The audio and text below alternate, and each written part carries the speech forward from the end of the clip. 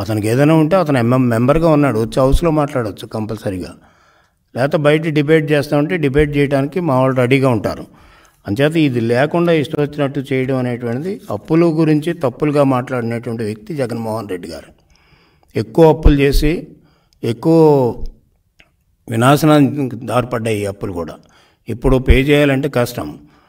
రీసెంట్గా ఇప్పుడే మాట్లాడుతూ ఆయన బొగ్గన గారు డబ్బులు ఎట్లా వస్తాయని, వైసీపీకి డబ్బులు ఎట్లా తినడమో తెలుసు, తెలుగుదేశం పార్టీకి డబ్బులు ఎట్లాగో సంపాదించి అభివృద్ధికి సంక్షేమాన్ని ఖర్చు పెట్టడం తెలుసు.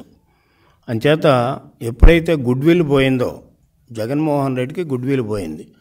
ఆ గుడ్విల్ పోయింది కాబట్టి ఇక్కడ రాష్ట్రానికి ఎవరు కూడా ఇన్వెస్టర్స్ రాలేదు, ఉన్న ఇండస్ట్రీస్ పోయాయి. దానివల్ల అంటే ఎంప్లాయ్మెంట్ క్రియేషన్ పోయింది.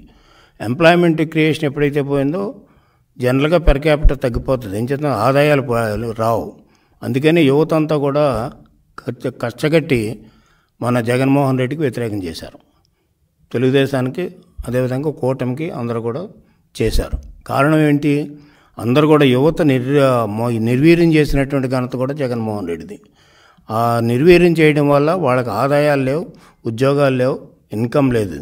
అందుకని మా మేనిఫెస్టోలో పెట్టాం. వీళ్ళు అడుగుతున్నారు మేనిఫెస్టో చేయడానికి మీకు ఉన్నాయా, లేకపోతే సూపర్ 6 చేయడానికి మీకు ఉన్నాయంటే ఎస్. ఎట్లా సంపాదించాలో జగన్మోహన్ రెడ్డి మాకు తెలుసు. ఎట్లాగా వస్తాయంటే ఎకనామిక్ గ్రోత్ పెరగలిగితే, ఈనాడు ఎకోయిస్టిక్ ప్యాటర్న్ కానీ ఎకోయిస్టిక్ డెవలప్మెంట్ కానీ చేయగలిగితే ఆదాయాలు పెరుగుతాయి. ఇంచెదురు అమరావతి గురించి చెప్పారు చంద్రబాబు నాయుడు గారు. అట్లాగే అటువంటి సెంటర్స్, వైజాగ్ సెంటర్ గురించి చెప్పారు, అట్లాగే కర్నూలు సెంటర్ గురించి చెప్పారు. లాస్ట్ టైం మేము గవర్నమెంట్లో ఉన్నప్పుడే ప్రతి జిల్లాకి ఏవైతే స్కీములు వెళ్తాయో, ఏవైతే ప్రాజెక్టులు వెళ్తాయో, ఏవైతే ఇండస్ట్రీస్ వస్తాయో ఆ రోజున అసెంబ్లీలోనే చెప్పారు. అసెంబ్లీలో పేపర్ పెట్టాం ప్రతి దానికి కూడా. అంచేత ఆ విధంగా అన్ని ఏరియాలు సమానంగా మనం అభివృద్ధి చేయగలిగితే, అభివృద్ధి చేయాలంటే డబ్బు ఒకటే కాదు, డబ్బు చేసేది రోడ్లకి వీటికి ఇవన్నీ కూడా కాలువలకి అట్లు చేస్తారు. వాటి ఇన్వెస్ట్మెంట్ రావడానికి అనేక రకాలుగా ఉంటాయి. ఇన్వెస్ట్మెంట్ వస్తే ఇండస్ట్రియల్ ఇన్వెస్ట్మెంట్ ఎక్కువ రావడం వల్ల ఎంప్లాయ్మెంట్ క్రియేషన్ వస్తుంది. అంచేత ఎంప్లాయ్మెంట్ క్రియేషన్ కూడా చేస్తున్నాం. ఆల్రెడీ మెగా డిఎస్సి ఇచ్చారు వీటికి.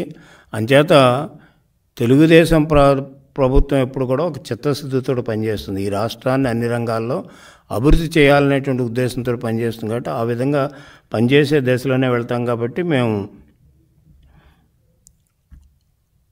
ఈ రెవెన్యూస్ కూడా పెంచుకోవడానికి అవకాశాలు ఉన్నాయి. రెవెన్యూస్ పెరుగుతాయి డెఫినెట్గా. ఏం చేతంటే దానికి వేరియస్ మెథడ్స్ ఉన్నాయి. కానీ వీళ్ళు ఈ ప్రభుత్వం, వైసీపీ ప్రభుత్వం మాత్రం దాని మీద కాన్సన్ట్రేట్ చేయలేదు. వీళ్ళు కాన్సన్ట్రేట్ చేసిన కాడ అంతా కూడా న్యాచురల్ రిసోర్సెస్ని ఎలా కబ్జా చేయాలనేటువంటి భూమి కానీ, ఇసుక కానీ, అదేవిధంగా ఎక్సైజ్ కానీ, ఇవన్నీ కూడా దానివల్ల రాష్ట్రం నష్టపోయింది. నెంబర్ 1. నెంబర్ 2 వచ్చేటప్పటికి మీకు ఈ చూస్తే